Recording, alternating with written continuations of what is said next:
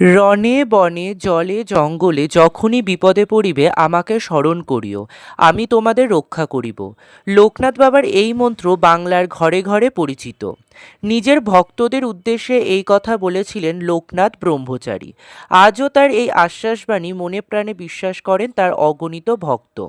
সামনে আসতে চলেছে লোকনাথ বাবার তিরোধান দিবস।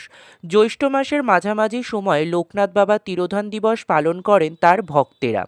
এই বছর অর্থাৎ 2026 সালে লোকনাথ বাবা তিরোধান দিবস কবে পড়েছে, পঞ্জিকা অনুসারে সঠিক সময়সূচি জানব। লোকনাথ বাবার পুজোয় আপনাদের কি কি উপকরণ লাগছে, বাবার প্রিয় ফুল, প্রিয় ফল ও প্রিয় ভোগ প্রসাদ কী রয়েছে, এছাড়াও এই পুজোর শুভ সময় কি থাকছে, আপনারা বাবার পুজো করলে কিভাবে পুজো করবেন বাড়িতে, সব কিছুই জেনে নেব আজকের এই ভিডিওতে। তো চলুন বন্ধুরা, আর বেশি দেরি না করে ভিডিওটি শুরু করা যাক। যদি আমার চ্যানেলে নতুন হয়ে থাকেন অবশ্যই চ্যানেলটি সাবস্ক্রাইব করে এবং ভিডিওতে একটি লাইক করে শেষ পর্যন্ত সাথে থাকবেন। আশা করি ভিডিওটি আপনাদের জন্য খুবই হেল্পফুল হবে। ভিডিওটি মূল পর্বে যাওয়ার আগে বাবা লোকনাথের যারা ভক্ত রয়েছেন অবশ্যই কমেন্ট বক্সে লিখুন জয় বাবা লোকনাথ।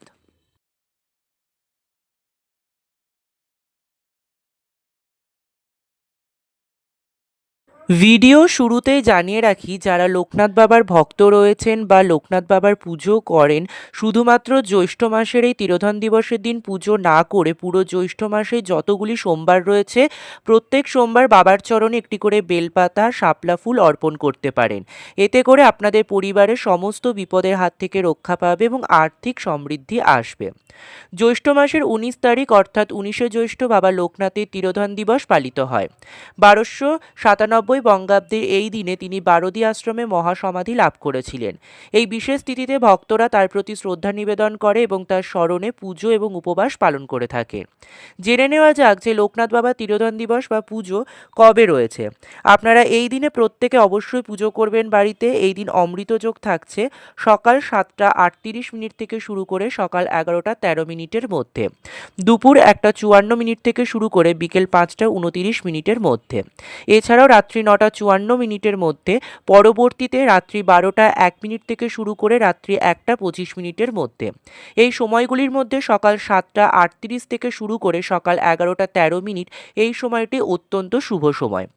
এই সময় আপনারা পুজো করতে পারেন অথবা সন্ধ্যার সময় বিকেল 5টা থেকে সন্ধ্যা 7টা 2 মধ্যে আপনারা পুজো করে নিতে পারেন।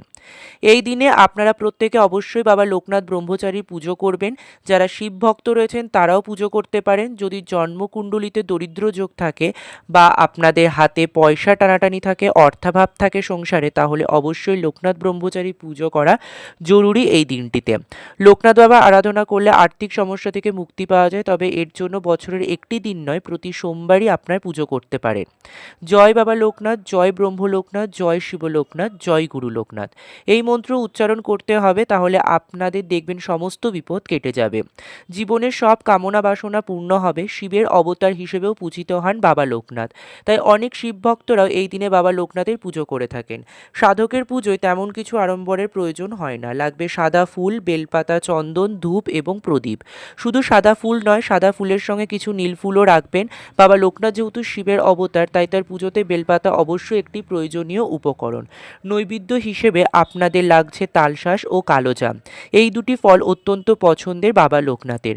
এছাড়া আপনারা লোকনাথ বাবাকে প্রসন্ন করার জন্য এই মরশুমে যে সমস্ত ফল পাওয়া যায়, যেমন আম, জাম, লিচু, কাঁঠাল ইত্যাদি অর্পণ করতে পারেন, তবে তালশাঁস ও কালোজাম অবশ্যই রাখবেন। তার পছন্দের মিছরি, তালমিছরি লোকনাথ বাবাকে অবশ্যই এই দিনে নিবেদন করুন।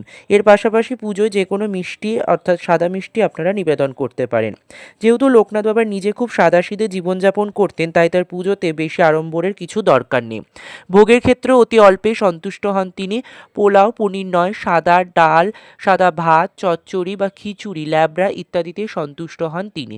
এছাড়াও সাথে রাখতে পারেন চাটনি বা সব রকম সবজি সেদ্ধ করে ভাত, যেটি বাল্যভোগ নামে পরিচিত, এইটি তার অত্যন্ত প্রিয় খাবার। রোজের পুজোয় সামান্য তালমিছরিতে সন্তুষ্ট হন তিনি। তিনি ভালোবাসতেন অমিত্তি জিলিপি খেতে। পুজোর দিনে পারলে আপনি অমিত্তি জিলিপি অর্পণ করতে পারেন। এবারে চলুন সংক্ষেপে জেনে নেওয়া যাক কিভাবে আপনারা পুজো করবেন। পুজোর শুরুতে সিদ্ধিদাতা গণেশ ও মহাদেবের পুজো করে নিতে হবে। এতে গন্ধপুষ্পে ওং গণ গণেশায় নমঃ এই বলে আপনারা ফুল অর্পণ করবেন গণেশের পায়ে। তারপর শ্বেত চন্দন সহযোগে সাদা ফুল ও বেলপাতা নিবেদন করতে হবে দেবাদিদেব মহাদেবের উদ্দেশ্যে। ওম নমঃ শিবায় নমঃ এই বলে আপনারা ফুল আর বেলপাতা অর্পণ করবেন দেবাদিদেব মহাদেবকে এবং জল অর্পণ করবেন। প্রথমে পঞ্চামৃত দিয়ে বাবা লোকনাথ ব্রহ্মচারী অভিষেক করাতে হবে, যেভাবে আপনারা শিব পুজো করে থাকেন। এরপর সুগন্ধি জল দিয়ে লোকনাথ বাবার অভিষেক করে নিতে হবে।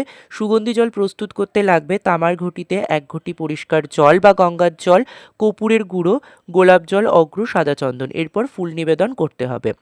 জয় বাবা লোকনাথ এই মন্ত্রটি 3 বার উচ্চারণ করে আপনারা ফুল আর বেলপাতা নিবেদন করবেন। পৈতে আর সাদা চেলি রাখবেন অবশ্যই বাবা লোকনাথের পুজোয়। এর পাশাপাশি আপনারা বাবা লোকনাথের চরণে পুজোর সময় অবশ্যই একটি শাপলা ফুল অর্পণ করবেন, কারণ শাপলা ফুল বাবার অত্যন্ত পছন্দের। ধূপ আর দীপ দেখে আরতি করবেন আর যা কিছু নৈবেদ্য এনেছেন সমস্ত কিছু লোকনাথ বাবার সামনে পুজোর আগে সাজিয়ে রাখবেন। তাহলে বন্ধুরা, আজকের ভিডিওটি এই পর্যন্তই রইল। খুব তাড়াতাড়ি নতুন কোনো ভিডিও নিয়ে আসছি। সেই সমস্ত ভিডিও দেখার জন্য অবশ্যই চ্যানেলটি সাবস্ক্রাইব করে সাথে থাকবেন, আর এই ভিডিওটি যদি হেল্পফুল হয়ে থাকে বন্ধুদের মধ্যে অনেক অনেক বেশি শেয়ার করবেন। ধন্যবাদ।